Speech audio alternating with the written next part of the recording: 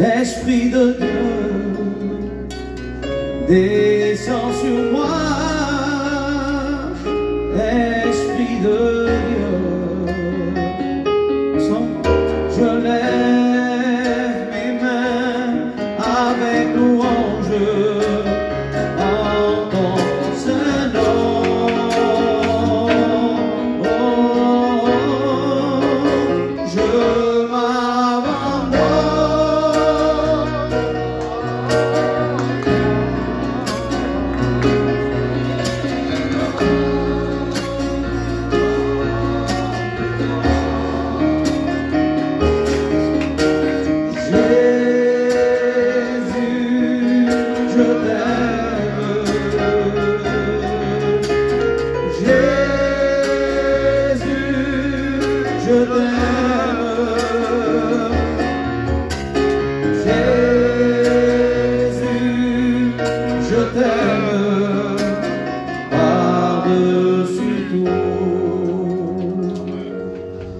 Je demander à votre responsable s'il veut bien prier pour moi.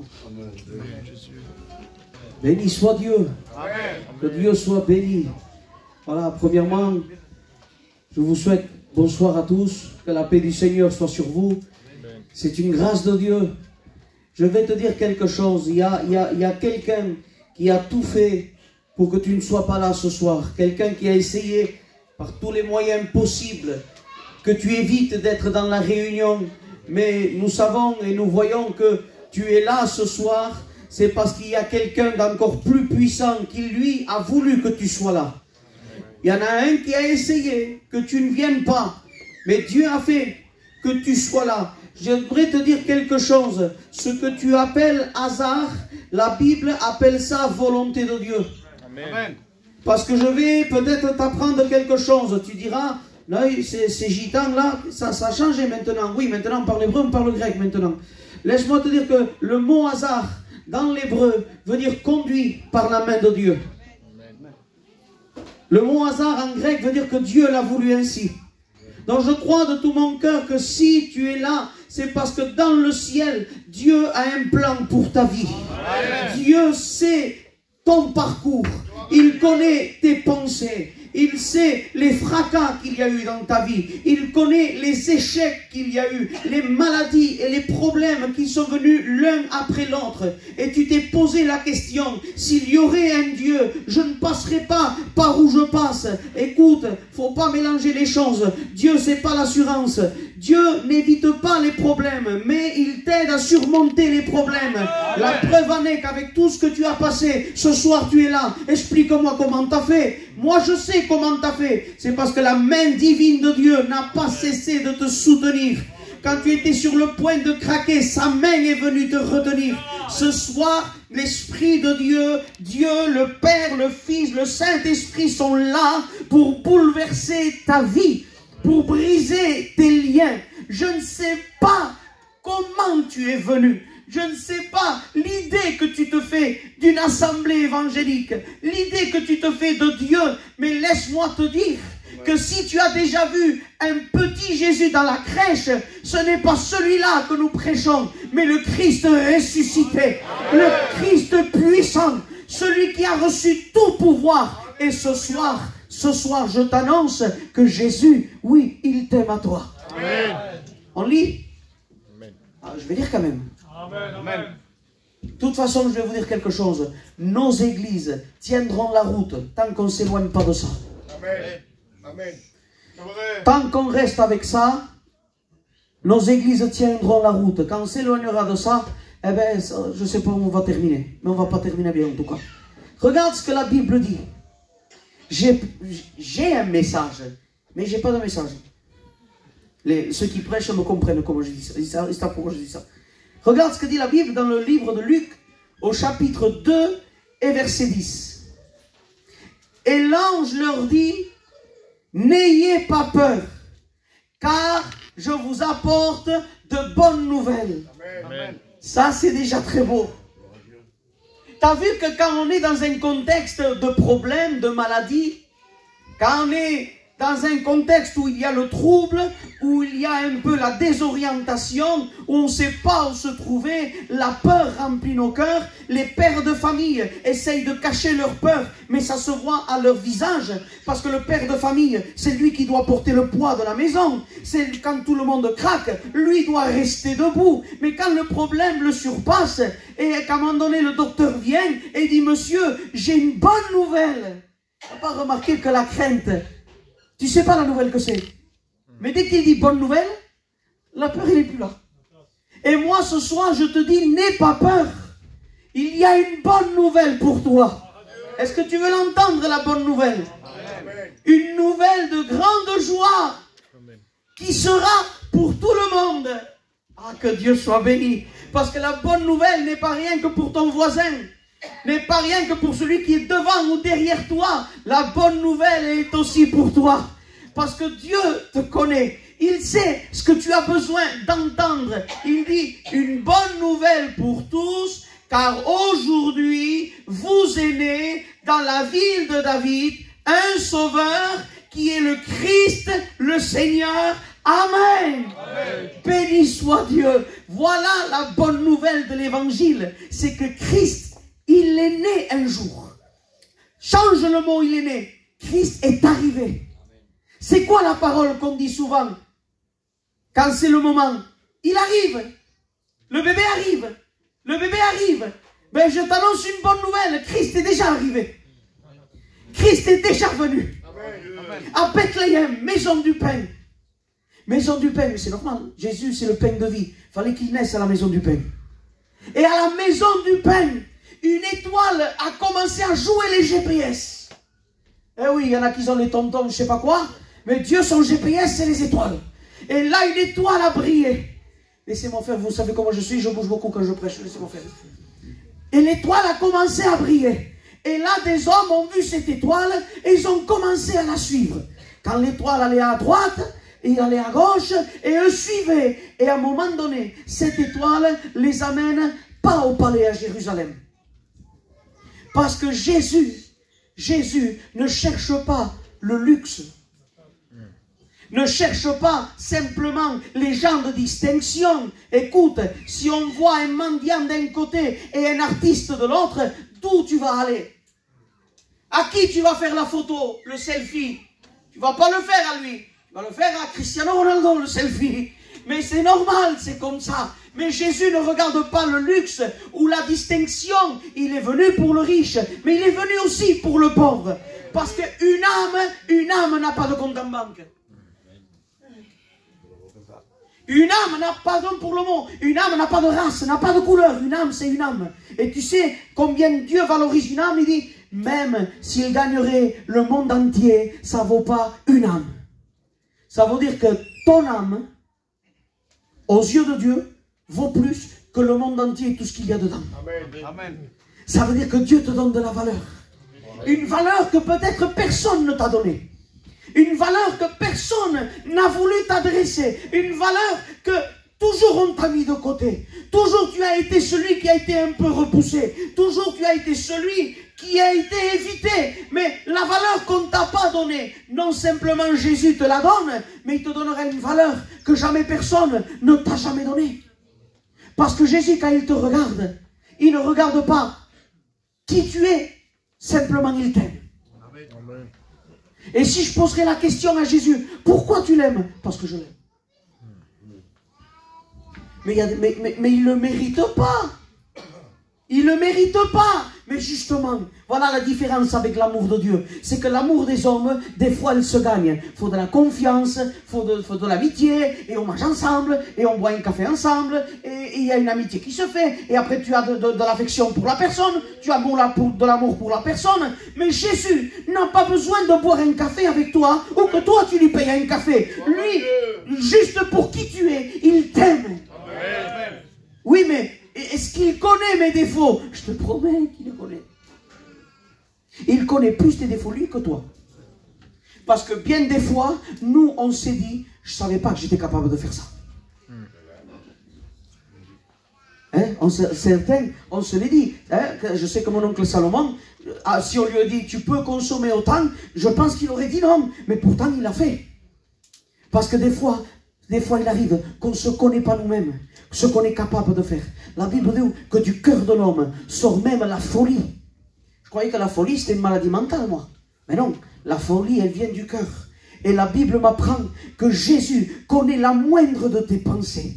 Ce que tu as pu dire, ce que tu as pu faire, ce que tu as voulu faire, mais que tu n'as pas pu faire. Parce qu'il y a des personnes qui ne font pas parce qu'ils ne peuvent pas. Parce que s'ils pourraient, ils feraient. Ah, moi, je ne suis pas comme lui. Hein. Tu as vu ce qu'il a fait, mais toi, tu ne l'as pas fait parce que tu ne peux pas le faire. Mais juste parce que tu as pensé, Dieu a vu ta pensée. Et la Bible dit que quand tu penses, Dieu le tient pour fait. Vous avez entendu dire, tu ne commettras pas. Mais moi, je vous dis, si vous pensez, vous avez fait. Parce que les pharisiens voulaient se cacher un peu derrière leur pensée. Du moment que je ne le fais pas, personne ne sait ce que je pense, alors je suis blanc comme neige. Non, non, non, non, Dieu voit la profondeur de nos pensées. Et Dieu dit, tu ne l'as pas fait, mais tu l'as pensé. Alors pour moi, tu as commis. Dieu sait ce que tu es capable de faire. Les horreurs qui peuvent sortir de ton cœur.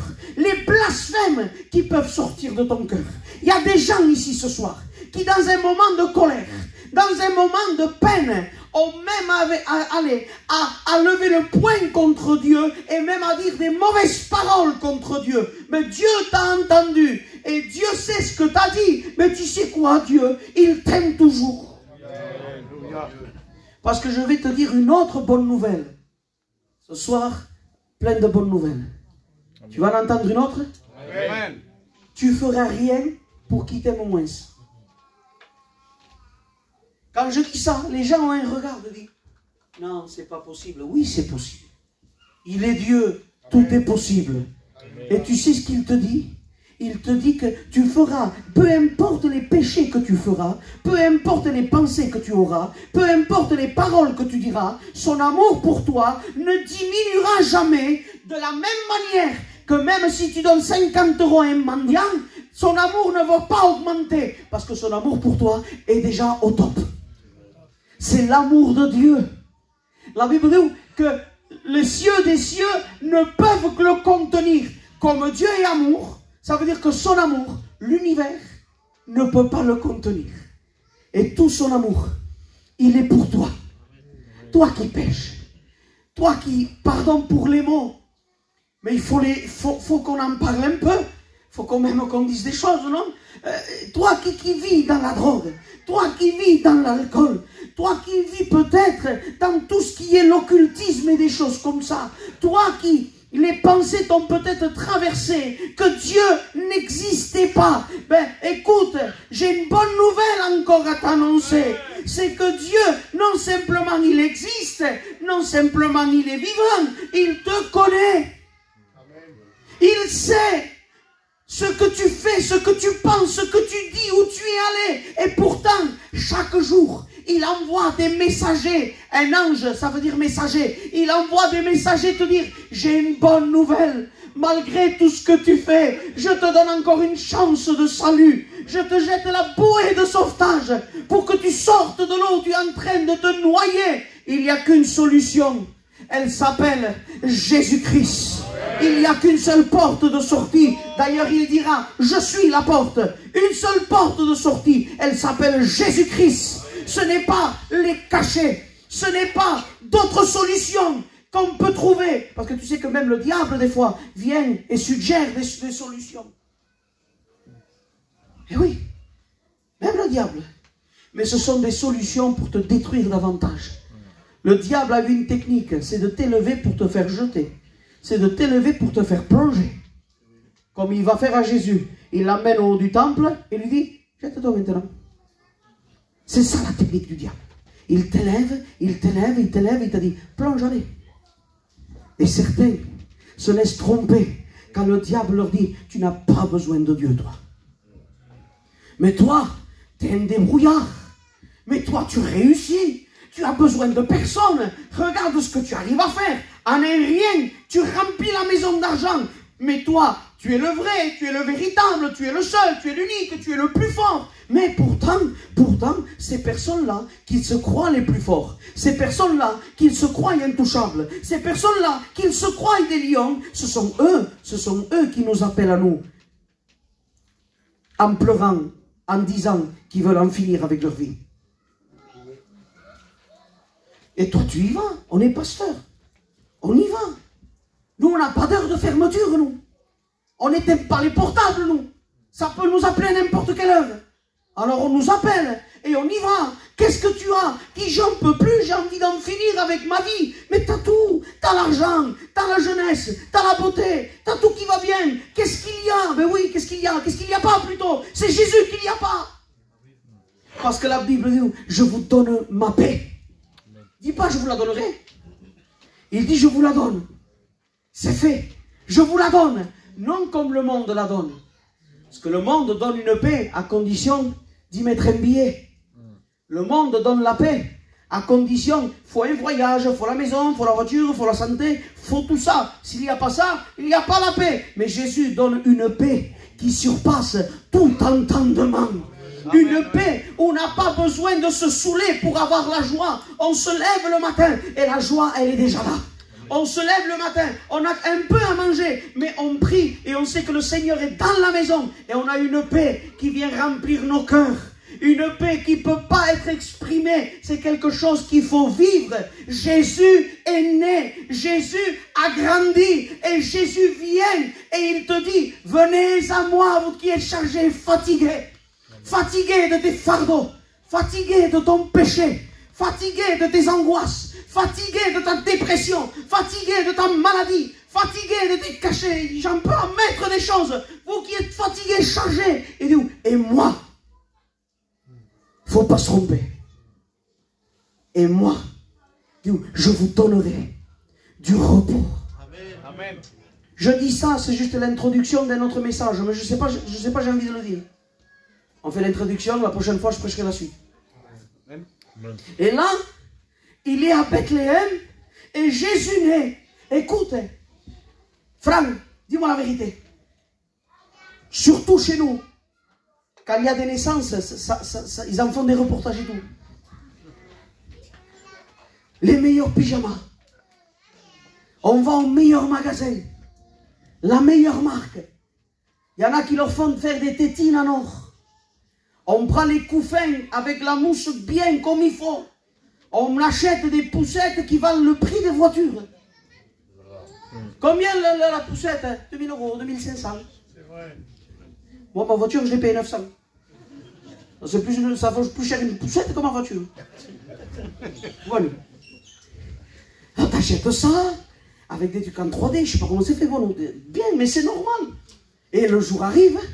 Et là, la maman, elle rentre à l'hôpital, elle a son petit sac, avec tout neuf, dans l'emballage, avec tout bien comme il faut. Parce que c'est normal, il arrive, on est content, c'est une naissance. Mais Jésus, quand il naît, la clinique ne l'a même pas voulu. Et quand le jour est venu que Marie dit à Joseph, non, ça y est. Et lui, paniqué, il n'a pas pris la voiture, lui, il a pris son âne. La carrette, il la met dessus. Allez, on va à la clinique. Et je chaud. Il n'avait pas de voiture, tu comprends bien. Alors il la met sur son âne et ils vont à la clinique. Et il faut faire vite, allez, ça va venir. Il frappe à la porte. Ma femme va avoir le petit. Et qu'est-ce qu'on lui dit? Il n'y a pas de place. Eh bien, laisse-moi te dire quelque chose. Que c'est ce que toi tu fais. Quand Jésus veut rentrer et naître dans ta vie, tu lui dis, il n'y a pas de place. Il y a la place pour ça. Pour le travail, beaucoup de place. Pour l'argent, beaucoup de place. Pour autre chose, beaucoup de place. Mais quand il s'agit de Jésus, il n'y a pas de place pour lui. Et Jésus, on a un mot en catalan, c'est entran. Je crois qu'il n'y a que chez nous que ce mot existe qu'en catalan. Entran. Jésus ne s'impose pas. Tu veux pas? Je pars. Alors Joseph est là. Avec la Marie sur l'âne, et là, où on va maintenant? Alors on aime. Il n'y a pas de portable là, il n'y a rien. Le portable, tu regardes le portable, tu regardes plusieurs adresses. Il n'y a rien là. Il y a on aime, on va. Et qu'est-ce qu'il voit? Une crèche. Avec des moutons et tout ce que tu veux. Un endroit même pas stérilisé. Un endroit où il n'y avait même pas un petit lit pour le mettre. Eh bien écoute, il n'y a que là, ben on va là. Et Jésus, le Fils de Dieu, il naît dans une étable. Ça veut dire que la condition de ton cœur ne l'intéresse pas du moment que tu le laisses rentrer. Et là, Jésus, il rentre. Donc moi, je regarde Jésus. On le met dans un mangeoire. Je ne savais pas ce que c'était, moi. Mangeoire. Je ne savais pas. Mais quand je regardais mangeoire, si tu veux, toi, c'est là où on met la paille pour que les animaux mangent. Alors Jésus n'était pas dans un lit, il était dans un plat.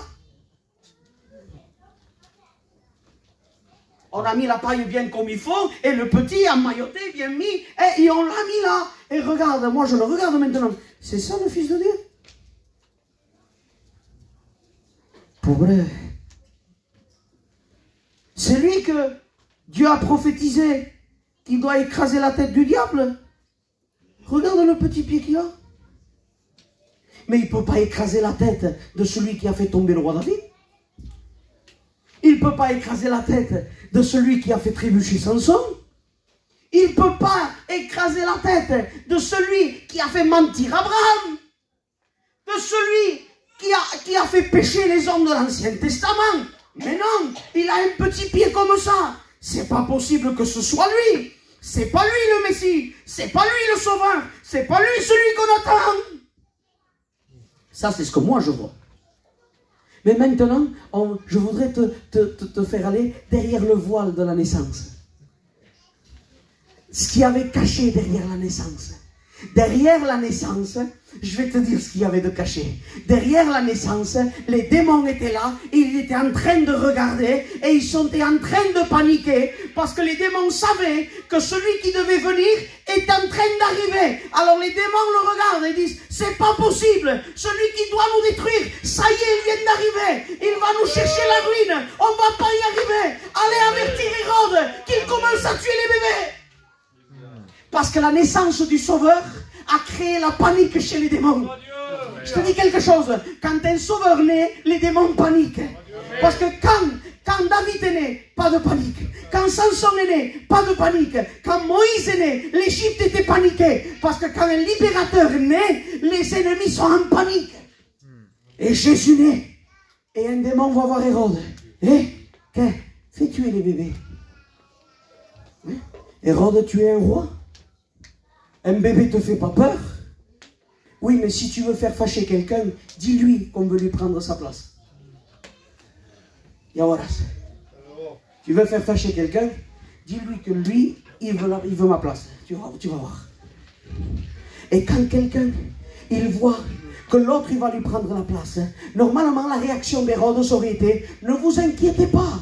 C'est qu'un nouveau-né, il n'y a rien. Mais qu'est-ce qu'il va me faire, lui? Je suis le roi d'Israël. Il a quelques heures. Oui, c'était un bébé, mais avec une prophétie sur lui. Amen. Toi, Bethléem, Ephrata, petite entre les milliers de Judas, de toi naîtra pour moi celui qui dominera sur Israël. Ouais. Et Hérode connaissait cette prophétie. Dès que Jésus est né, il a dominé sur tout. Et Jésus veut dominer sur ton péché. Amen. Veut dominer sur ta dépression. Amen. Veut dominer sur tes angoisses. Veut dominer sur ta tristesse. Il veut dominer sur ta colère. Et je vais te dire quelque chose. Quand Jésus là, à ce moment-là, tu comprends bien qu'il avait 2-3 heures. Jésus ne parlait pas. Tu comprends bien, c'était un bébé de quelques heures. Alors ça veut dire que quand il avait faim, il pleurait. Quand il avait soif, il pleurait. Quand il avait sommeil, il pleurait. Un bébé normal. Mais derrière ces pleurs, il y avait un message. Derrière les pleurs de Jésus, il y avait un message qui s'adressait au monde des ténèbres. Ça y est, je suis là. Amen. Je viens d'arriver. Et Jésus, le Fils de Dieu, né à Bethléem, vit à Nazareth et là à Jérusalem. Jérusalem, fondement de paix. Là, on le prend. Jésus n'avait fait du mal à personne. Jésus n'avait fait du mal, même pas en parole, en pensée, en acte, jamais le vrai innocent. On prend ce vrai innocent et on le met à la croix de Golgotha. Je vais vous dire quelque chose, les frères. Il y a 4 évangiles. Et aux 4 évangiles, un seul était devant la croix. C'est l'apôtre Jean, le plus jeune, une vingtaine d'années à peu près. Bizarrement, c'est lui qui en parle le moins. Jean aurait pu te dire, même t'imiter, comment Jésus respirait. Il était devant. Jean, comment il respirait Jésus? Il aurait pu te faire la même respiration. Il était devant. Il aurait pu te dire comment le sang coulait. Il aurait pu te dire comment les gouttes coulaient. Il aurait pu tout expliquer, comment les bleus étaient, comment les hématomes étaient, comment son visage était déformé. Mais Jean, c'est celui qui explique le moins, parce que la croix ne s'apprend pas, la croix se vit. Amen. La croix s'expérimente. La croix, ce n'est pas qu'une étude théologique. La croix, c'est une rencontre. Amen. La croix, c'est une réalité. Le message de l'évangile, la prédication de la croix est celle qui fait trembler l'enfer et le diable. Amen. Jésus, cloué. La Bible dit, psaume 22, ils ont percé mes mains. Et mieux dit, il s'est laissé percer les mains. Jésus, c'était le condamné le plus coopérant qu'il y ait jamais eu dans toute l'histoire. Personne n'a jamais donné la main. Nous, quand on était jeunes, je ne sais pas si ça existe encore, il y avait des boîtes à chewing-gum qui n'étaient pas des boîtes à chewing-gum. Que quand on tirait un peu trop, il y avait du courant. Hein? Donc nous, même c'était un chewing-gum, mais on connaissait notre copain. On savait qu'il était taquin un peu. Donc on tirait le chewing-gum, mais avec peur de dire, ça va me faire mal. Jésus savait qu'on allait lui enfoncer un clou dans les mains, et pourtant la main il l'a donnée. Et tu sais pourquoi il l'a donnée? Pour prendre ta main. Amen. Il y a un tableau que je pense qu'il est de Léonard de Vinci, qui est en train de peindre Dieu et Adam. Et tu vois Dieu en train de tendre la main, et un Adam qui est réticent. Mais c'est ce qu'on fait encore aujourd'hui. Dieu te tend la main, mais toi tu dis non, il faut que j'attende un peu. Non, j'ai cette affaire à faire. Non, j'ai ça encore à faire. Donne la main. Donne-lui la main à Jésus. Amen. Et Jésus donne la main. Et on lui perce la main sur le poignet. On lui perce le poignet. Et là, on lui perce notre main. Et on lui perce les pieds. Et là, qu'est-ce qu'on voit à la croix? Un jeune garçon de mon âge, 33 ans et demi. On le voit cloué sur une croix, ensanglanté. La Bible m'apprend que son corps était une seule plaie. Ça veut dire, et je vais terminer, ça veut dire qu'il n'y avait pas un centimètre, un millimètre du corps de Jésus qui n'était pas blessé. Mets-toi dans le contexte. C'est Jérusalem, c'est pas Perpignan, ni Narbonne. 50 degrés. Ça veut dire que le sang séchait très vite. Et dès qu'il bougeait, les plaies se réouvraient. On lui crachait au visage. On le traitait de démon. Et la Bible dit, comme un agneau muet qu'on mène à l'abattoir, Jésus n'a rien dit. Il n'a rien dit. Rien. Il dit rien. Il supporte tout. Tellement qu'on l'a frappé, psaume. Dans le psaume, il est dit que ses os étaient apparents. On pouvait compter les os de Jésus. Moi, je me suis cassé le bras en 2018. J'ai encore mal. Pourtant, il est presque neuf. Jésus avait les os apparents. Et pourtant, il continue d'avancer. Et il continue. Et la Bible dit qu'on se moquait de lui. Et on lui dit, si tu es le Fils de Dieu, mais descends. Et Jésus ne dit rien.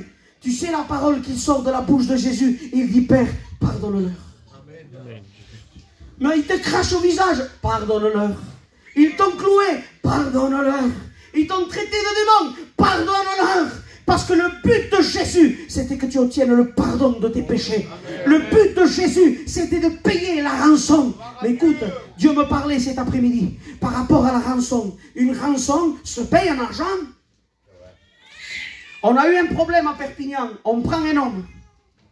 On le séquestre. On fait une vidéo. On veut, je ne sais pas combien de milliers d'euros. Jusqu'à 80 ou 100 000 euros. On veut 80 ou 100 000 euros, sinon, il meurt. Donc, qu'est-ce qu'ils ont fait les gitans de Perpignan? Ils se sont cotisés. Ils vont le tuer. Alors, on met un peu d'argent. Et quand on a donné l'argent, lui, il est sorti. Ben, imagine-toi maintenant, la même scène. La même scène. Un homme là en otage. Un homme là en otage. Et on m'appelle à moi. Va à Narbonne. Ah ben j'y vais. Tu fais ce qu'ils te disent. Dis à un d'eux qu'ils donnent un de leurs fils pour le faire sortir à lui. Là, c'est plus de l'argent, là. Même si ton fils est un méchant, un voleur, un toxicomane, même si ton fils est un bagarreur, même s'il ne te respecte pas en rien, si moi je viens et je te dis que ton fils prenne sa place à lui de Perpignan, qu'est-ce que tu vas me dire, même si ton fils est un mauvais? Que dirás? Mais dites-moi ce que vous direz. Vous allez dire non. Pourtant ton fils est un mauvais. Mais Jésus, c'était un innocent qui s'est donné en rançon pour les mauvais. Lui, il n'a pas donné de l'argent. Vous n'avez pas été racheté avec de l'or ou de l'argent, mais au prix du sang précieux. Il s'offre pour que toi, tu puisses sortir. Alors Jésus est là. Et à la 6e heure, c'est encore un autre message ça. À la 6e heure, le soleil s'éteint. Les ténèbres sur la surface de la terre. Et le temps passe. Et Jésus, à la 9e heure, dit une parole. Il dit une parole à la 9e heure. 3 heures de l'après-midi. Il dit, Père, j'ai tout accompli. Amen. La Bible, là, elle dit, j'ai fini. Père, ça y est, j'ai fini. Et la Bible dit que Jésus, avant de mourir, attendait quelque chose. Et ça y est, Camille, ça y est, je finis. J'ai passé beaucoup de choses. Et il y a eu quelque chose qu'il fallait qu'il soit fait. Parce que sinon, il n'aurait pas pu dire tout est accompli. Il fallait un petit détail. Il fallait le vinaigre. Vinaigre. Jésus, on t'a arraché la barbe. T'as craché dessus. T'as mis des coups de poing. On a labouré ton dos. On a percé tes mains. On a percé tes pieds. Le vinaigre, il y avait. Il y avait. Non. Parce que tout ce que faisait Jésus, il y avait un message. Je vais te le dire maintenant. Pourquoi Jésus a attendu le vinaigre et qu'il ne l'a pas voulu. Je vais t'expliquer ça. Dans la Bible, c'est marqué comme ça. Que si une femme faisait un péché et que son mari voulait la garder, il a le droit. Il voulait la garder. Alors ils étaient devant les anciens. Et les anciens disaient, tu sais ce qu'elle a fait? Oui. Tu la gardes quand même? Oui. Alors regarde ce qui se passait. Il lui donnait du vinaigre ou du vin. Et lui le prenait et le recrachait. Ça voulait dire, malgré son péché, je l'accepte quand même. Voilà pourquoi Jésus à la croix, on lui donne du vinaigre et il le rejette. Ça voulait dire, malgré ce qu'ils ont fait, je les accepte quand même. Malgré ce qu'ils ont dit, je les aime quand même. Malgré ce qu'ils ont dit, je les pardonne quand même. Et vu qu'il baisse la tête et il meurt. C'est pas logique. Normalement, on meurt et après on baisse la tête. Lui, il baisse la tête et il meurt. Et de nouveau, ça veut dire quelque chose. Quand il y avait des fiançailles et que Eye, la noie joven, sortait se montrer à la belle famille, il y avait une tradition qui se faisait. C'est que le jeune garçon était là planté et elle lui tournait autour. Elle faisait 7 tours. Et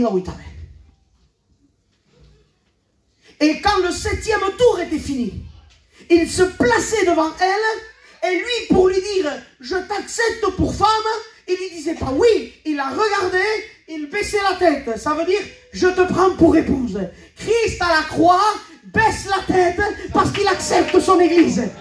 Malgré ses défauts, ses péchés, ses manquements, ses chutes, malgré ses faiblesses, malgré que demain tu tomberas, malgré que peut-être demain tu failliras, il t'accepte tel que tu es. Parce que son amour pour toi est incomparable. Je t'annonce une bonne nouvelle. Dieu est amour. Amen. Qu'est-ce que je fais donc maintenant, Ismaël? Ma vie. Des appels, faut qu'on saute, faut qu'on crie. Non, viens. Il y a de la place.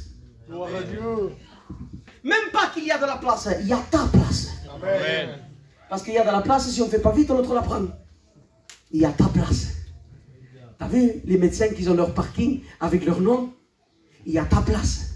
C'est la tienne. Et quand tu veux rentrer, Dieu garde ta place. Amen. Mais il faut que tu viennes. Il faut que tu décides de le rencontrer. Mais comment je vais faire pour arrêter de faire ça? Il va te délivrer lui. Comment je vais faire pour arrêter ça? Il va le faire lui. Mais comment je vais faire pour arrêter de me droguer? Il va te délivrer lui. Comment je vais faire pour arrêter mon trafic? Il va te délivrer lui. Comprends bien, toi fais rien, viens. Il a tout accompli, ça veut dire toi fais rien. Si je rentre dans une maison, que le manger est déjà fait et fini, je ne vais pas dire qu'est-ce qu'il y a encore à cuisiner. Tout est fait, assis-toi et mange. Mais la grâce, c'est pareil. Assis-toi et mange. Amen. Et t'es le bienvenu. T'es le bienvenu. Dépêche-toi de venir. Peut-être ce soir c'est notre dernière réunion. Peut-être que Jésus vient ce soir. Ou peut-être que c'est notre dernière heure sur la terre. Il faut régler nos comptes maintenant. Il faut dire oui à Jésus maintenant. On s'incline, j'ai terminé. Je vous promets que j'ai fait très vite. Mais si on veut commencer à parler de Jésus, il faut un séminaire entier. D'abord, il faut toute la Bible pour parler de lui. Donc si Dieu lui a fallu 66 livres pour parler de lui, qu'est-ce qu'il nous faut nous? Mais ce soir, tu peux le rencontrer. D'arrêter d'expérimenter parce que l'autre a dit. Fais ta propre expérience. C'est vrai qu'on a une manière de prêcher un peu particulière, nous. On bouge beaucoup, on crie beaucoup. Mais qu'est-ce que je te dise? Le message, il est le même. Jésus t'aime. Et je voudrais lancer un appel. Je dis souvent, je ne suis pas contre moi.